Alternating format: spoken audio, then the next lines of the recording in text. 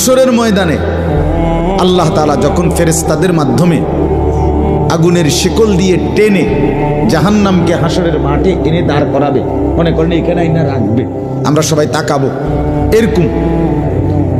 হাসরের মাঠে যখন জাহান্নামকে আনা হবে, এই জাহান্নামের দিকে এক নজর তাকাইয়া হাসরের ময়দানের সমস্ত নাফরমান পাপী বেঈমান আবারও বলবে আল্লাহর কাছে, রব্বানা আখিরনা ইলা আজালিন করিব, আল্লাহ একটু সময়ের জন্য দুনিয়াটা আবার ফেরত দেন, হায়াত আবার ফেরত, সময়গুলো আরেকবার দেন, আরেকটু সময় দেন, নজিব দাওয়াতাক, আপনার সব কথা তখন মেনে নেব, ওয়ানাত্তাবিউর রুসুল,